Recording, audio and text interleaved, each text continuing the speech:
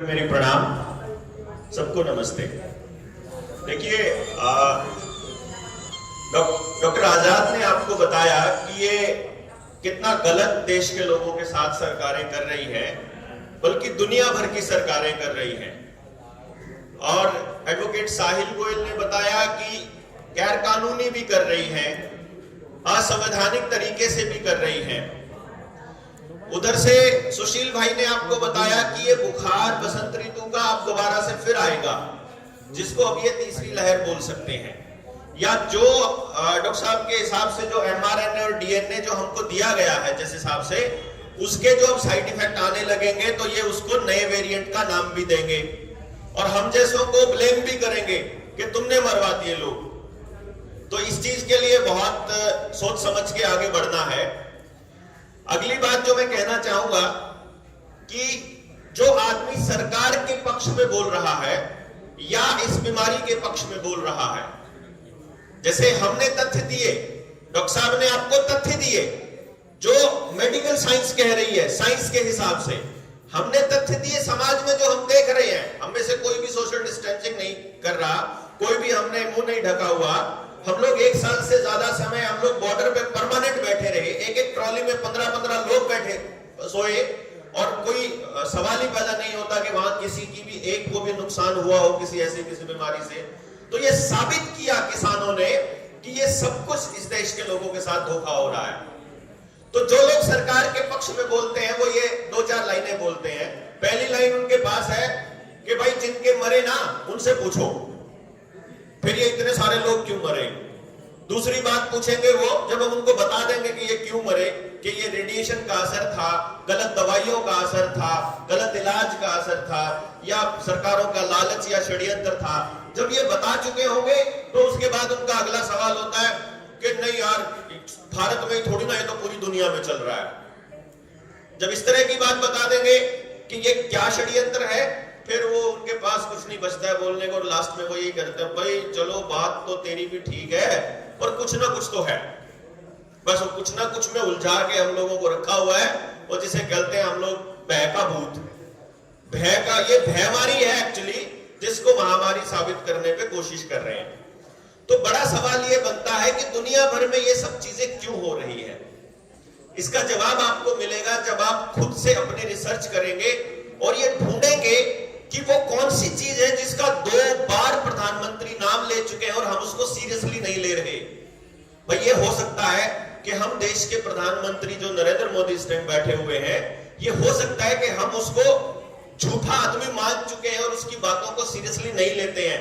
लेकिन इस पिछले 7 साल के कार्यकाल में एक चीज उन्होंने सच बोली है कि इस दौर के बाद पूरी दुनिया में न्यू वर्ल्ड ऑर्डर आ रहा है और वो आकर रहेगा। ये बात उन्होंने एक बार लाल किले की प्राचीर से बोली है और एक बार संसद में बोली है। उन्होंने कहा है उसमें भारत का रोल बहुत बड़ा होगा।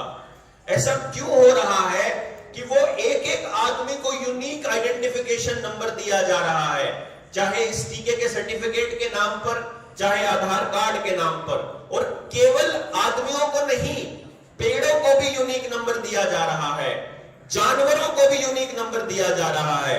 जिसके पास बकरी, गधे, घोड़े, गाय, बैल, भैंस कुछ भी हो, हर जानवर के आपको मतलब फास्ट टैग के जैसा एक टैग लगाया जा रहा है। ये क्या खेल है? इसको समझने के लिए आपको समझना पड़ेगा कि अंतरराष्ट्रीय स्तर पर जो दुनिया के सबसे अमीर घराने हैं, फॉर्च्यून 500 प्लस जो बाकी देश के लोकल अमीर घराने, वो क्या कहते हैं? उनका कहना है धरती मर रही है, उनका कहना है एनवायरमेंट प्रदूषित हो रहा है, पानी भी खराब हो रहा है, हवा भी खराब हो रही है, सब कुछ खराब हो रहा है। और इसको बचाने का एक तरीका है कि जो धरती का तापमान बढ़ रहा है जिसकी वजह से सारी चीजें खराब हो रही हैं, वो कह रहे हैं इसको बचाने का एक तरीका है कि जो कार्बन एमिशन हो रहा है, जो कार्बन डाइऑक्साइड की वजह से हो रहा है, उसको रोका जाए। और कार्बन डाइऑक्साइड समाज में कैसे आ रही है दुनिया में? उसके 2 ही तरीके हैं कि जानवरों और इंसानों के सांस छोड़ने की वजह से आ रही है। तो आप लोगों के मुंह बंद करवा दिए कि अपनी कार्बन डाइऑक्साइड को बाहर मत छोड़ो, अपनी वापस ही ले जाओ। उसके बाद आपके साथ क्या होता है क्या नहीं होता है ये आप जानो, उनको कोई मतलब नहीं है। उनके पास कोई रिसर्च नहीं है कि इससे कुछ रुकता है। वो डॉक्टर आजाद आपको बहुत पहले स्पष्ट कर चुके हैं। मतलब NEJM तक में ये छप चुका है कि भाई कोई फायदा नहीं है मुंह ढकने का, किसी बीमारी को नहीं रोकता कोई भी मुंह ढकना। बट फिर भी अब वो ये कहते हैं कि आपकी जमीनें भी हमको चाहिए, आपके संसाधन भी हमको चाहिए, आपका पानी पे भी हमारा अधिकार होगा, आपके डंगरों पे भी हमारा अधिकार होगा, आपके खाने पर भी हमारा अधिकार होगा, क्योंकि आपको पैसा हम दे रहे हैं। आप देखिए आपके हेल्थ सेक्टर में पैसा कहां से आ रहा है? वर्ल्ड बैंक दे रहा है। आपके एजुकेशन में SSA का पैसा कहां से आ रहा है? वर्ल्ड बैंक दे रहा है। आपको और दूसरे कामों के लिए पैसा कहां से आ रहा है? यूनाइटेड नेशंस के थ्रू, बाकी के संस्थानों से आ रहा है। और आज के टाइम में यूनाइटेड नेशंस को कौन कंट्रोल कर रहा है? वही फॉर्च्यून 500 के मालिक जिनको कहते हैं, जिसको आजकल उसका नाम नया आया हुआ है वर्ल्ड इकोनॉमिक फोरम, जिसने यूनाइटेड नेशंस का एजेंडा 21, जिसको आजकल एजेंडा 2030 बोलते हैं, उसको टेक ओवर कर लिया है, जिसका मकसद है देश और दुनिया के हर संसाधन के ऊपर हमारा कब्जा। उसी के सिलसिले में किसान बिल आए थे, उसी सिलसिले में बीजों के बिल आएंगे, उसी सिलसिले में पानी का बिल आएगा, पोल्यूशन का बिल आएगा, और ये गाड़ियों के व्हीकल के जो बिल आ रहे हैं सारे के सारे उसी के पूरे उसका खेल है। जिस तरह से आपकी खेती की नस्लें बर्बाद कर दी, खेती के बीज अब आपके बांझ हो चुके हैं, खेती का बीज अब दोबारा तो आप नहीं बो सकते ना, वो बाजार से लाना पड़ता है। और आप बताइए डंगरों के बीज भी तो आपको बाजार से लाने पड़ते हैं, टीके का इस्तेमाल ही हो रहा है, तो आने वाले वक्त में इंसानों के बीज भी आपको बाजार से ही लाने पड़ेंगे। 20-30% तो अभी भी बाजार से ही लेकर आ रहे हैं। जो बच्चे पैदा नहीं हो रहे हैं, IVF सेंटर छोटे छोटे शहरों में भी खुल रहे हैं। तो आपको यह समझना पड़ेगा क्या ये अपने आप हो रहा है या किया जा रहा है। इनके पास ये रिसर्च भी है कि कैंसर किससे होता है, इनके पास ये रिसर्च भी है कि बांझपन किससे होता है, इनके पास ये रिसर्च भी है कि नपुंसकता किससे होती है। इनके पास वो रिसर्च है, लेकिन उसको रोकने का कोई उपाय इनके पास है कि नहीं ये बताते नहीं है। असल में ये एक्चुअली प्लान करके किया जा रहा है। हरित क्रांति के नाम पे हम लोगों को जेनेटिकली मॉडिफाइड बीज दिए गए, जिनको उगाते टाइम आपको पेस्टिसाइड और इंसेक्टिसाइड और जो DAP खाद यूरिया दिया गया, उसकी वजह से ऐसी हालत है कि जो दो प्रदेश जो पूरे देश को खाने के लिए देते हैं, पंजाब और हरियाणा, वहां पर कैंसर के सबसे ज्यादा केसेस हैं। अब हमारा हरियाणा भी पंजाब से ऊपर निकलने वाला है कैंसर में, कहीं आप सोच रहे हो आप ही फंस रहे हो।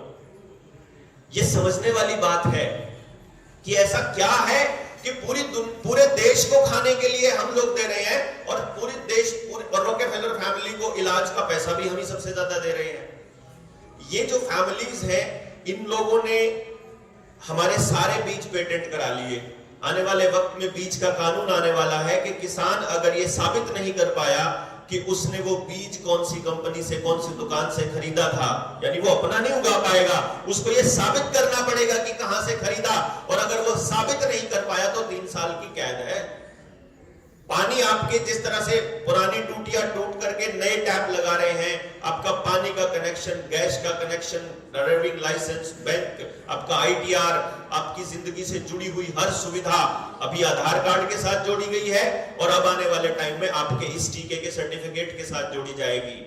ये मैं जो हो रहा है, जो हो चुका है, वो डॉक्टर आजाद से लेकर के साहिल भाई ने बताया आपको, जो होने वाला है वो मैं आपको अब बता रहा हूं, ताकि अगर आज आपको लगे कि ये आदमी झूठ बोल रहा है, तो आने वाले वक्त में जब 6 महीने बाद आपके साथ हो तो आपको यकीन हो जाए कि वो झूठ नहीं बोल रहा था।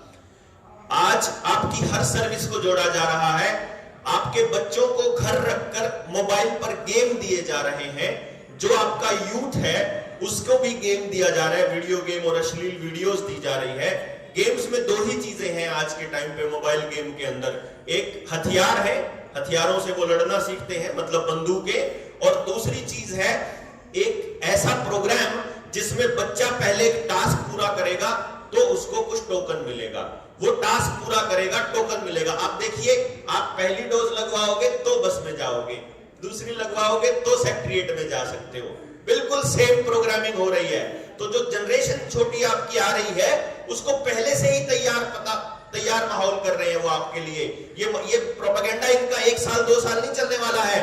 ये बीमारी और नए वेरिएंट 2030 तक चलने वाले हैं, 2030 तक। और 2030 तक ये हालत लेकर के आएंगे जिसको हमने कहना है सोशल क्रेडिट सिस्टम। जो डिजिटल करेंसी है, जो नोटबंदी की गई थी 2016 में, वो स्टेप था उसका, वो टेस्टिंग थी कि लोग कितना समझेंगे। अब पूरी तरह से बैंक बंद होने वाले हैं, बैंकों का मर्जर हो रहा है, बैंकों के एनपीए बढ़ रहे हैं। उस एनपीए को पूरा करने के लिए कानून बन चुका है कि अगर एक उद्योगपति आपका 1000 करोड़ रुपया लेके भाग जाता है तो जितने बाकी के अकाउंट होल्डर हैं उनसे वो पूरा कर सकता है बैंक उससे, यानी आपका पैसा डुबो सकता है बैंक। ये बाकायदा कानून बन चुका है। तो सारे बैंक बंद होकर के डिजिटल करेंसी का कमीशन पहले से बिठा रखा है। उसकी रिपोर्ट उसी दिन आ जाएगी जिस दिन आपका विरोध खत्म हो जाएगा। आप अभी तक विरोध में हैं। पंजाब के और यूपी के चुनाव है, ये चुनाव खत्म होने के बाद आपके ऊपर जबरदस्ती थोपी जाएगी। ये मुंह ढकने वाले चालान, टीके लगाने वाली जबरदस्ती अब बहुत ज्यादा होने वाली है आपके ऊपर, क्योंकि अभी तक आप इसीलिए बचे हुए हैं, नॉर्मल समझ रहे हैं। गांव में तो बीएलओस की मदद से, स्कूल के टीचर्स की मदद से घरों में घुसना शुरू कर गए हैं। वहीं खड़े होकर के डीसी से, एसडीएम से बात करवाते हैं और वो आपको धमकी देते हैं कि आपका नहीं तो पेंशन रुक जाएगी, आपके बच्चों को स्कूल में नहीं जाने दिया जाएगा, आपके बच्चे फॉर्म नहीं भरने दिया जाएगा, आपको मतलब बस में, सेक्रेटरीएट में आपका कोई काम नहीं होगा, आपने रजिस्ट्री करवानी हो, लाइसेंस रिन्यू कराना हो या कोई और काम करवाना हो, आपको कोई नहीं होगा। ये गैर कानूनी तरीके से आपके ऊपर थोपा जा रहा है कि आप कब बोलना शुरू करोगे, ये देख रहे हैं बेसिकली। आपने अगर बोलना शुरू नहीं किया तो आने वाले वक्त में आपके हाथ में चिप लगने वाली है। वो आपको बताएंगे कि ये चिप इतना फायदा है, आपको ना ड्राइविंग लाइसेंस लेके जाना पड़ेगा, ना आपको कोई बैंक की कॉपी लेके जानी पड़ेगी, ना आपको कोई सर्टिफिकेट लेके जाना पड़ेगा। वो सारी चीजें इसी के अंदर होंगी जो RFID होगी। बस आपने वो दिखाना है। जैसे आपकी गाड़ी पे फास्टैग लगा हुआ है, आप बस टोल पे पहुंचते हो, पैसे अपने आप कट जाते हैं, ऐसे ही आपके सारे दस्तावेज वहां उस चिप में होंगे। तो कहीं भी जाना है, गेट लगा होगा ऑटोमेटिक वाला, आपके हाथ में लगी हुई है, गेट खुलेगा, आप में नहीं लगी है, गेट ही नहीं खुलेगा। आप ये देखने आपके, अब जब ये RFID सक्सेसफुल हो जाएगी, उसके बाद आएगी एक नई चिप जो एलन मस्क ने अभी बोला है। पिछले महीने उसका बयान आया था कि इंसान की खोपड़ी में चिप लगेगी 2022 के एंड तक। वो आपको मेंटली तैयार कर रहे हैं कि आप तैयार हो जाओ। वो चिप को शुरू में बताएंगे आपको। शुरू में क्या बताएंगे? जैसे 50 साल पहले किसान को बताया गया था कि ये नए हाइब्रिड बीज हैं, आप इन बीजों को खाओगे, इनको उगाओगे तो कीमत ज्यादा मिलेगी। फ्री में बीज देते थे, फ्री में यूरिया देते थे, फ्री में पेस्टिसाइड देते थे। आपको कहा गया था कि इसकी कीमत ज्यादा मिलेगी। ऐसे ही आपको ये कहा जाएगा कि ये चिप आई है, ये चिप आपके सारे रोग हर देगी। आपकी रीढ़ की हड्डी में मान लो नर्वस सिस्टम आपके दिमाग के साथ आपके शरीर का कनेक्शन कहीं टूटा हुआ है, आपके हाथ काम नहीं कर रहे हैं, चिप लगने के बाद बिल्कुल मैजिकल तरीके से वो बंदा चलने लग जाएगा, क्योंकि वो उस पूरे के पूरे सिस्टम को कवर कर देगा। आप सोचिए, एक बीमार आदमी जिसको लकवा था या फिर उसकी रीढ़ की हड्डी का निचला हिस्सा काम नहीं कर रहा था, वो चिप लगने के बाद काम करने लग जाए और उसके बाद आपको वही दुकानदार ये बोले कि हम एक ऐसा सिस्टम है कि आपको हार्ट अटैक होने से 2 घंटे पहले पता चल जाएगा, बीप आ जाएगा। आप तो भाग भाग के लगवाओगे जनाब। और फिर वही होगा जो न्यूरालिंक बता रही है। न्यूरालिंक क्या कह रही है कि आपके इंसान को आधा ह्यूमन आधा ट्रांस, मतलब रोबोटिक्स और आर्टिफिशियल इंटेलिजेंस आ रहा है, जिसको ट्रांस ह्यूमन बोलते हैं। यानी कि जो अगला वक्त है आने वाला, आपको कंप्यूटर की तरफ, मतलब कंप्यूटर से चलाया जाने का प्लान है इनका। ये क्यों? जिसको कहते हैं हाइव ऑफ माइंड्स, जो असली खेल इनका है लास्ट में। 5G के टावर्स इसीलिए इंस्टॉल किए जा रहे हैं, 5G की टेस्टिंग इसीलिए की गई थी। कई बार उस टेस्टिंग में बहुत से लोगों को नुकसान भी हुआ, करंट भी लगता था। आपको याद हो डॉक्टर साहब, जब हम उस टाइम किसान आंदोलन में थे तो अपने उस पे दरवाजे पे लगता होता था। वो उसी दौर का वक्त है जब दूसरी लहर चली हुई थी, जब लॉकडाउन चल रहा था। तो आप लोगों से गुजारिश ये है कि आपको अपने मोहल्लों में, अपने पड़ोस में, अपने लोगों को सोशल मीडिया पे या जहां भी देखें, पहली बात तो हमें जानकारियां इकट्ठी करनी होगी। दूसरे नंबर पे उन जानकारियों को लोगों तक पहुंचाना होगा। तीसरे नंबर पे सरकारों को अपना प्रतिरोध दर्ज कराना होगा। हमें बताना होगा कि हमारे शरीर पर केवल हमारा हक है, हमारी मर्जी है हम कोई केमिकल लेना चाहते हैं कि नहीं लेना चाहते हैं, हमारी मर्जी है कि हम कैसे घूमना चाहते हैं, कौन सी पैथी से इलाज करना चाहते हैं, और अपने ही जैसे लोग और तैयार करने होंगे। अगर ये नहीं किया तो आप और हम सभी के सभी बहुत बड़े खतरे के सामने खड़े हैं। देखना यह होगा कि हम संगठित होकर उनको हराते हैं या वो लोग मिल करके वैसे ही जुल्म करते रहेंगे हम लोगों के ऊपर जैसे वो करते आ रहे हैं। बोलने के लिए बहुत कुछ है, बट क्योंकि जो प्रोटोकॉल है वो मुझे अलाउ नहीं करता है। अभी मेरे से बाद में वीरेंद्र भाई हैं, डॉक्टर अजय बलारा है, तो ये मैं चाहूंगा कि एक एक बाकी चीजों के ऊपर ये प्रकाश डालें।